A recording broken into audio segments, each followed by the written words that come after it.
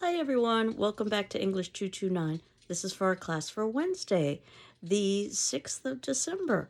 Happy to say that I am on the mend, and I wanted to talk a little bit about The Exorcist. Where I left you last class was watching at least the first part of the film. I left it up to you as to whether or not you wanted to see the film in its entirety, because this is definitely the most graphic text and the most graphic film of the semester. And it's what Stephen King talked about in Danse Macabre as the gross out.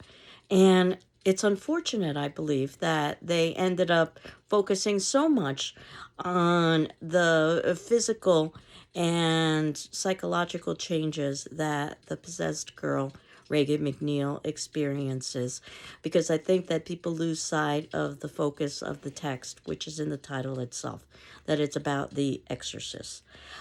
But before I get to The Exorcist, I wanted to talk a little bit about due dates because we are nearing the ending of the semester, and our final exam is scheduled for Monday, the 18th. Now, this is a approximately 2-hour final exam.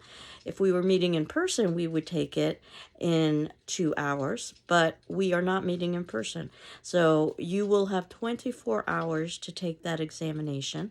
I don't expect you to spend 24 hours working on that exam, just approximately 2 or so.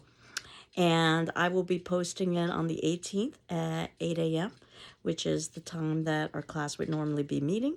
And that final would be due 24 hours later. So that would be Tuesday the 19th at 8 a.m. I ask that you send that to me via PDF, much like you've been doing with your papers. And the final is open book, open notes, so feel free to use things like your notes, your papers, any of the resources that you think would assist you.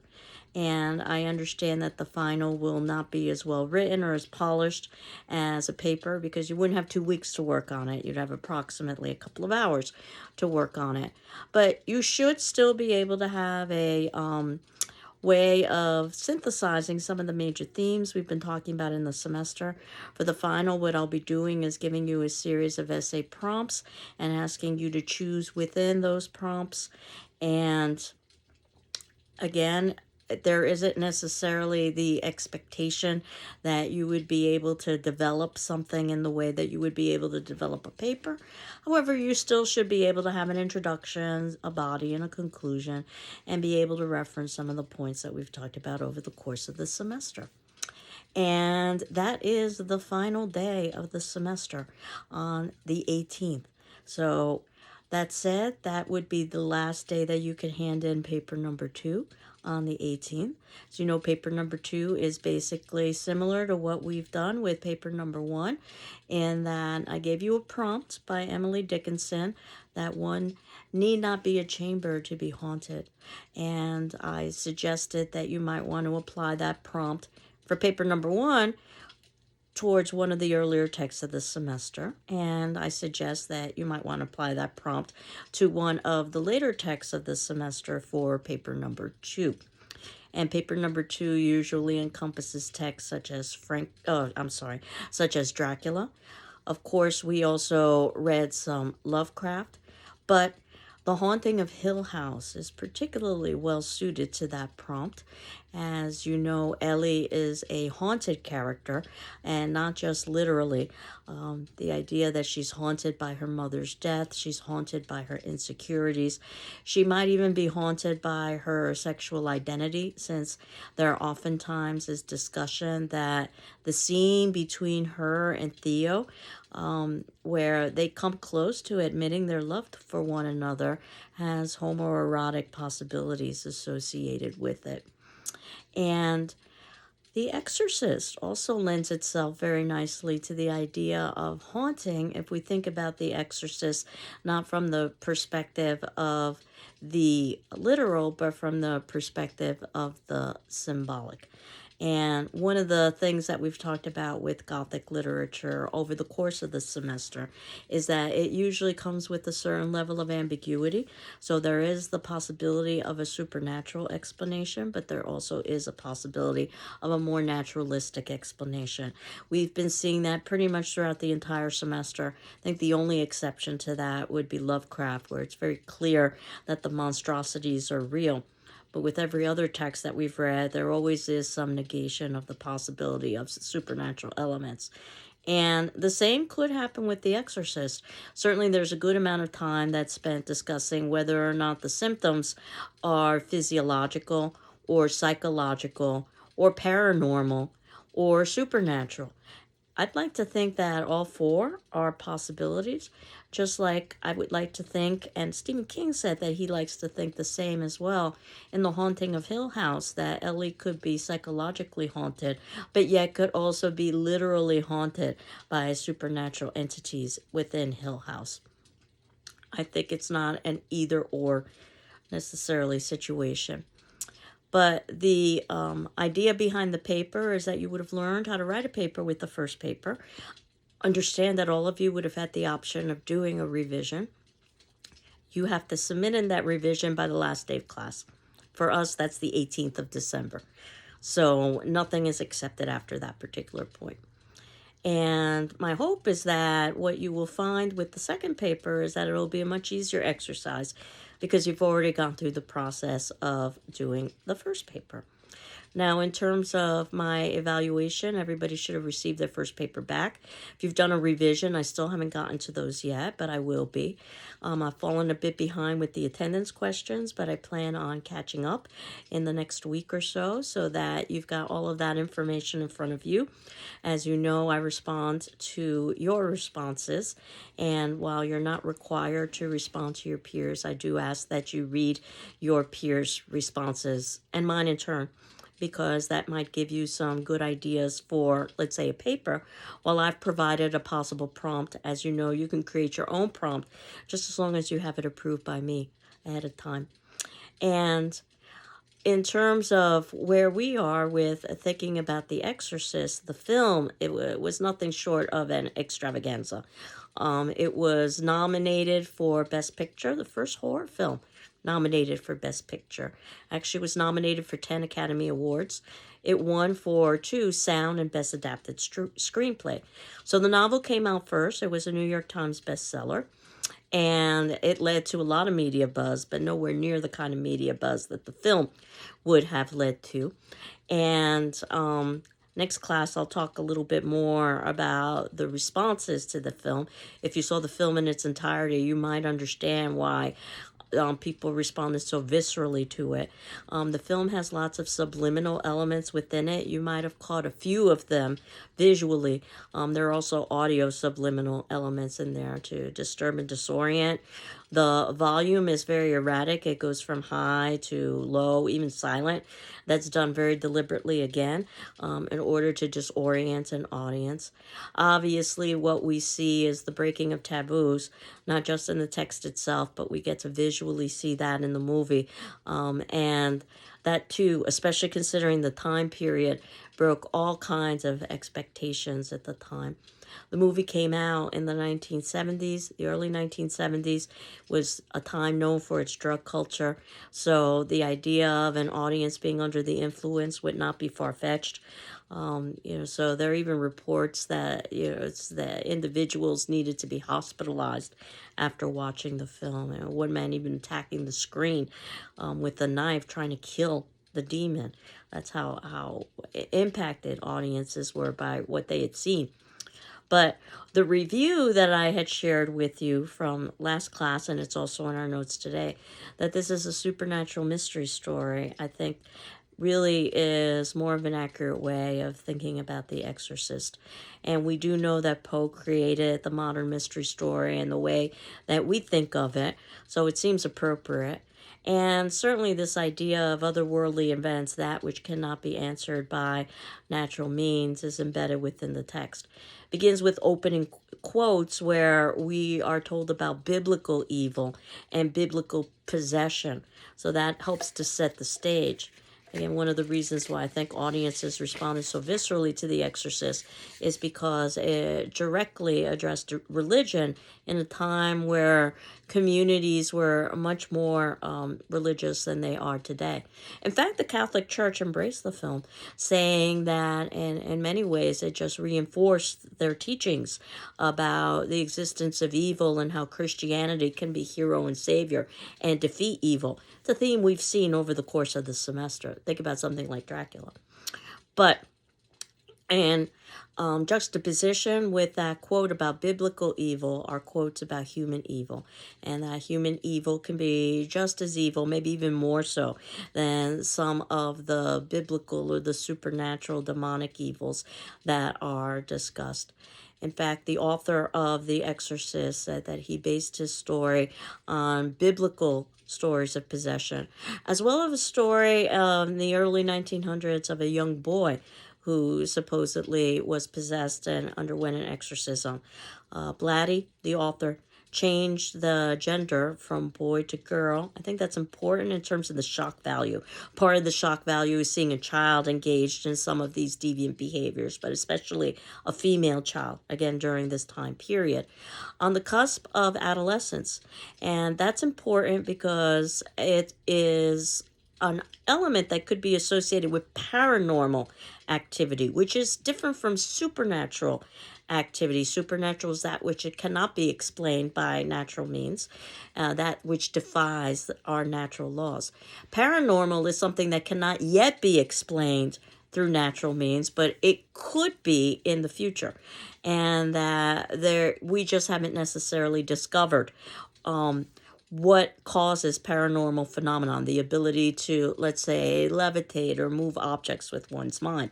I use those examples very deliberately because both of them were highlighted in The Exorcist.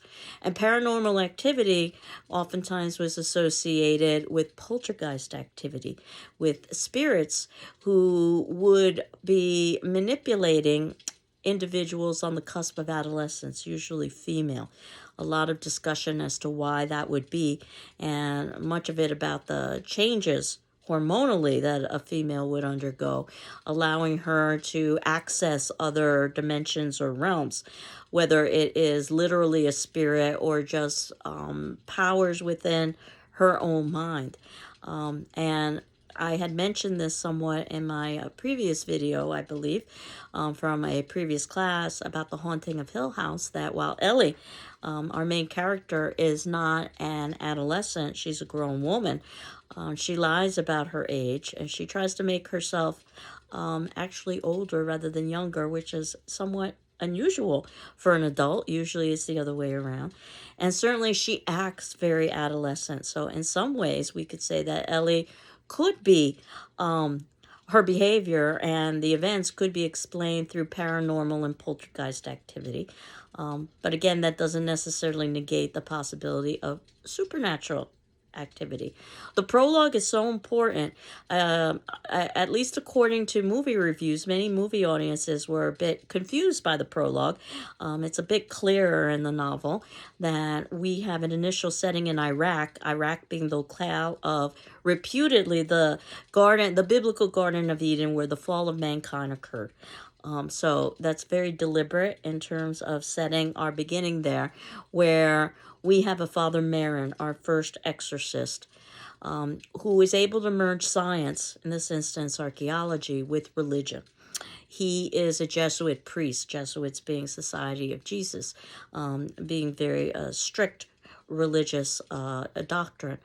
But one of the things that is developed more so in the novel, less so in the movie, is how Merrin is haunted by his own inner demons, and this idea of Merrin's arrogance and how he has escaped much of the dirty work of the priesthood by not ministering to the poor, but instead surrounding himself with an academic life of research and writing.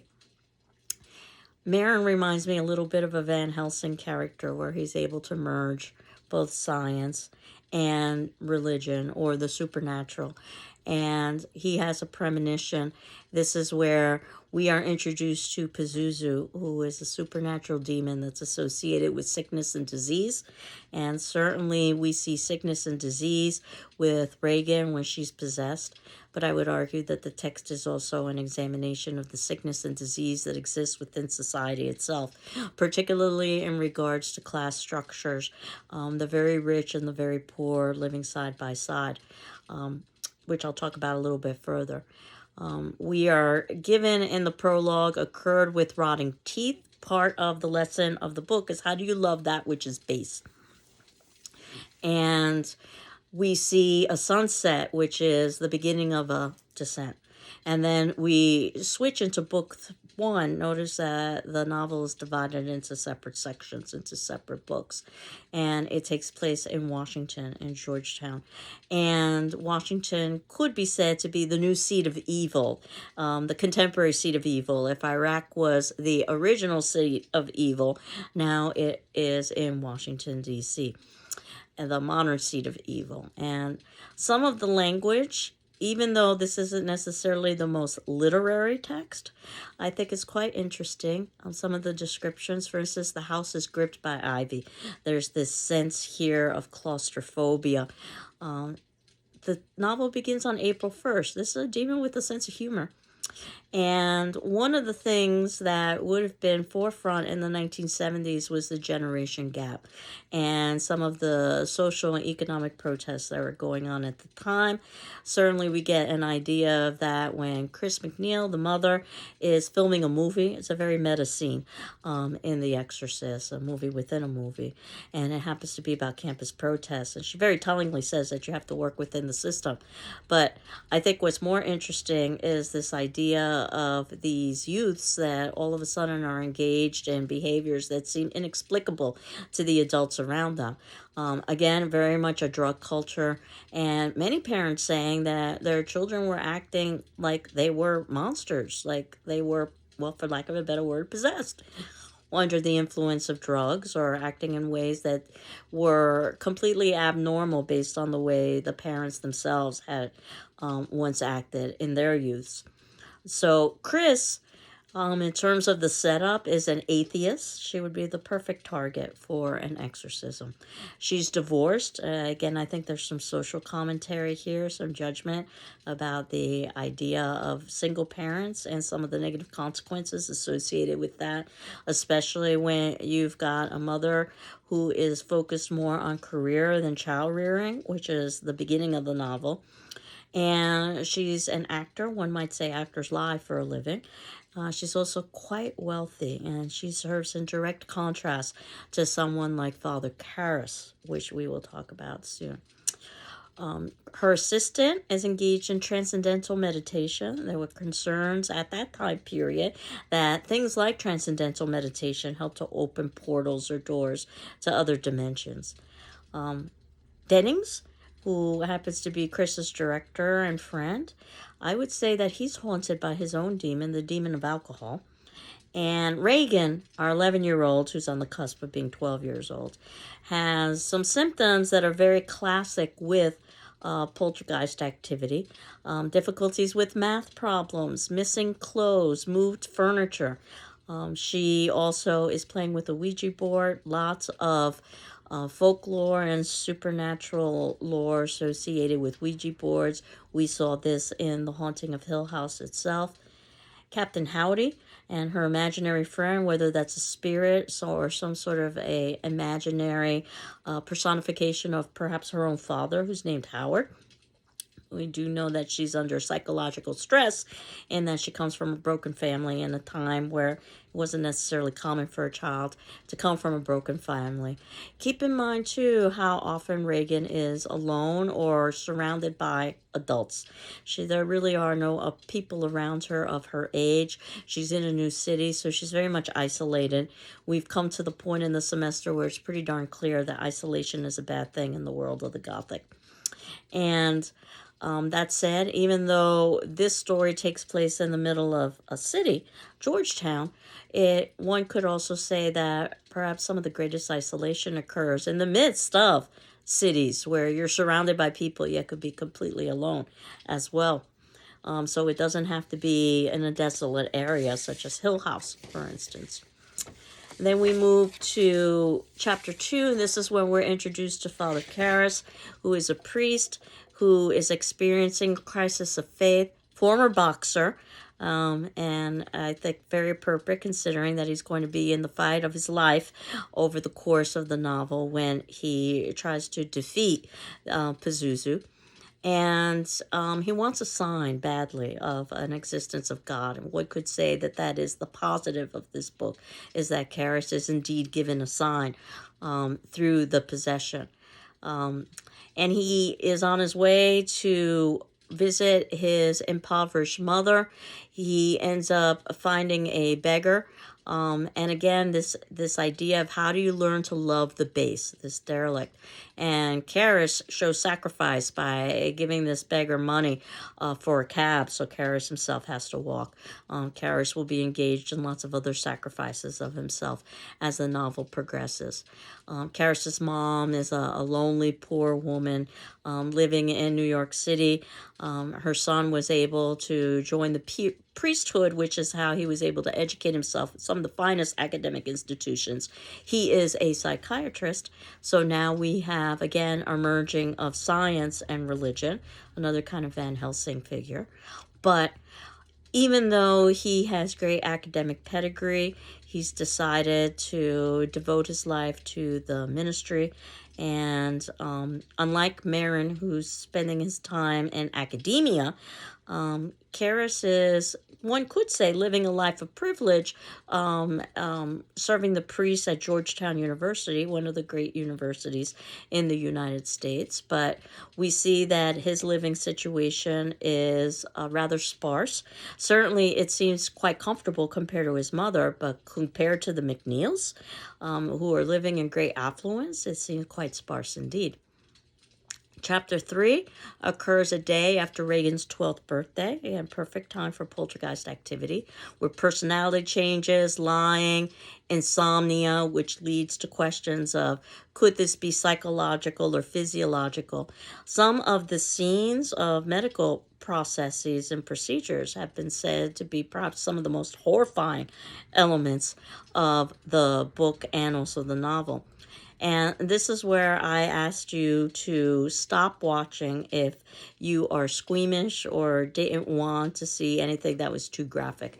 Because in chapter 4, we're given church desecrations. And of course, this is part of the mystery, is who is responsible for these church desecrations and the possibilities of black masses. Karras's mother dies alone, basically penniless, so Karras is haunted by that death. We talk about being haunted by one's inner demons. If it turns out that Chris is perhaps haunted through guilt, that she's chosen career over family, and if Father Marin is haunted over guilt, that he's chosen academia over ministering to the poor, then we know that Karras is haunted by guilt, that he's chosen the priesthood over his mother. Mrs. Perrin is a seer, and she responds quite oddly to Reagan, and Reagan responds quite oddly to her. Won't shake hands, won't talk. Again, little clues here to suggest that something is awry, and there is perhaps some sort of supernatural entity at play. Mrs. Perrin gives us some background information about the occult and seances.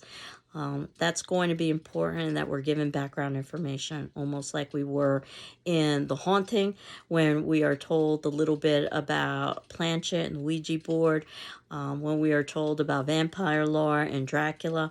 So this is very deliberate of the authors in order to give us some information that we may not necessarily have as reader. And we see the loss of control of Reagan's bodily functions, and perhaps that's one of the most horrifying things, is when one loses control of oneself, physically, psychologically, and intellectually, and that's what's happening to Reagan.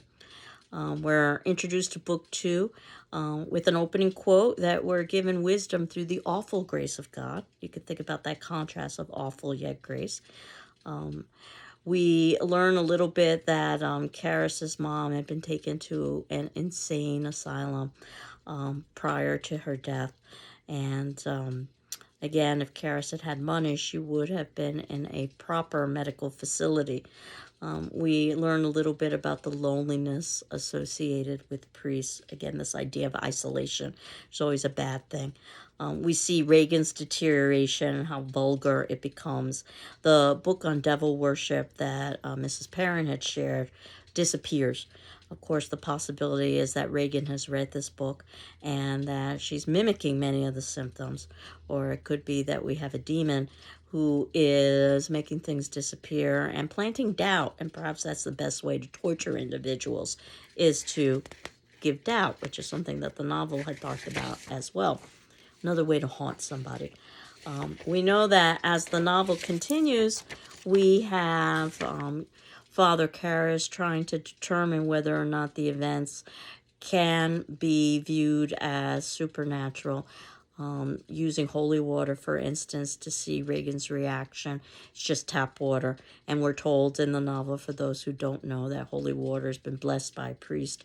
And we are given more information about Carl Engstrom in the book than we ever would have been in the movie. The movie is a good length, and the version that I was able to find for you is the director's cut. They added in about 12 minutes or so of dialogue that they thought was not important, but upon retrospect, they thought it was very important, and it has to do with the conversations that Karras and Merrin have about the purpose of possession, which is not necessarily to torment the person who's possessed, but to torment those individuals around the possessed, which I think is an important distinction.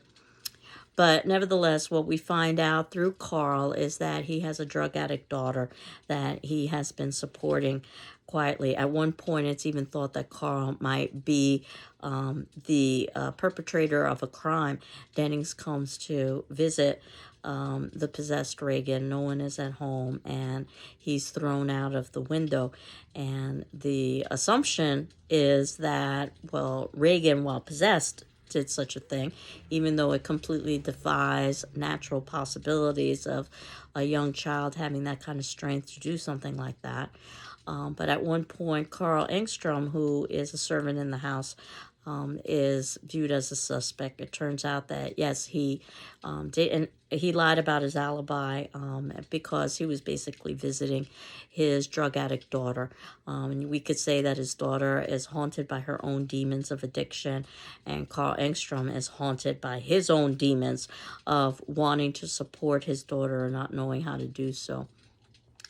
In book 2 is where we're told a little bit about how the demon responds to the, quote, embarrassment over the holy water, unquote, which would seem to suggest that the demon is deliberately trying to insert doubt into the individuals who are surrounding the possessed, which would be particularly torturous for somebody like a Father Merrin who's already struggling, or I'm sorry, with a Father Karras who's already struggling with his faith.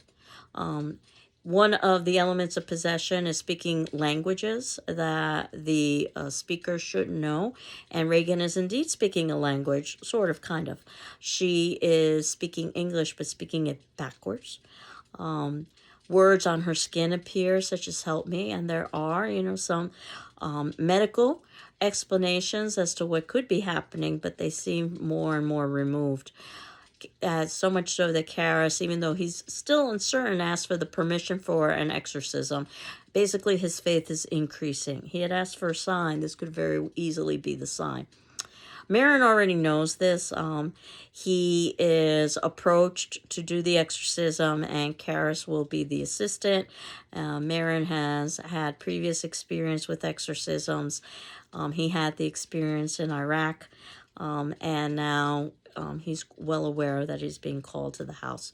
And this gets us back to the 4th book, where we're told a little bit about the origin of Damien Karras' name. Damien was a priest who was devoted to caring for lepers and caught the disease himself. A little bit of foreshadowing of what's going to happen to Damien Karras as they fight the demon.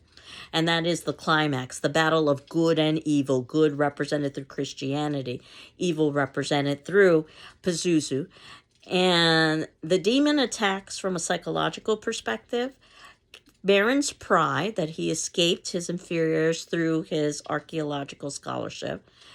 Willie is the drug addict daughter of Carl Engstrom, and she's basically haunted, if you will, by addictions. Sharon, the assistant, is attracted to Damien Karras, a priest. Now, priests take vows of celibacy, so this would be very inappropriate.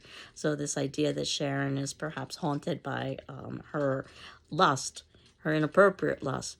Chris, as I suggested, putting her career before her family.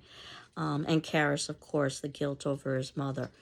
We're given biblical references of possession, and then on page 351, or at least of the text that I had ordered for us, the purpose of possession. This was the scene that was deleted from the film that was added after the fact. That the purpose is not to target the possessed, but the observers, so that they feel despair. They're confronted with the bestial, the vile, the unworthy, the ugly, the inhuman. And this is where we're told that a belief in God is accepting the possibility that God could love us, even though we could be vile. And that Marin, of all people, father Marin had once felt repelled by some people, despaired that he couldn't love them, and he lost his faith. And he realized, and this is perhaps one of the major morals of the book, that one should act with love. One need not necessarily feel love in daily life as long as one acts with love. And that this is something to keep in mind, not just with the vile and the base, but with friends and lovers as well. One might not necessarily always feel love, but one should act with love. Ultimately, Marin dies in the attack against the demon.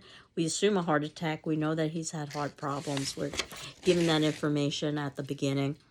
And then Karras has to fight alone and basically dares the demon to possess him, Karras, that is.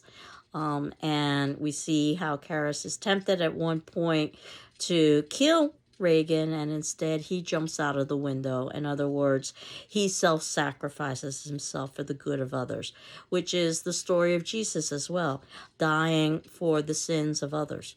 And what's quite interesting, I think, is that after he falls out the window, the pedestrians and bystanders, they just assume that he's a drunk, and they respond with indifference and don't really try to help him.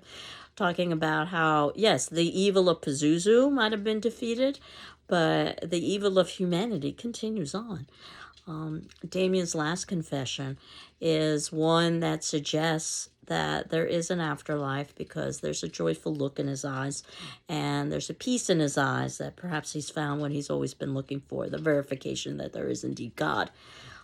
We get an epilogue in late June, and we know that that is going to be the beginning of the summertime, which is about rebirth and renewal. So we're left with a very positive feeling. And Chris says she doesn't know if she believes in God, but she definitely believes in the devil because he keeps advertising. And Father Dyer and Kinderman, who is the detective, form a kind of friendship. They form a community with one another. In some ways, Kinderman, and notice his last name, Kinderman, and the detective is indeed a kind man, because he basically does not pursue the investigation into Denning's murder. He just lets things be, even though he has his own suspicions that somehow or another Regan might have been involved. But nevertheless, Father Dyer and Kinderman form a sense of relationship and community, perhaps trying to mimic the kind of relationship and community that Kinderman was looking for with Damien Karras as well. So those are some of the elements of the book that I wanted to highlight.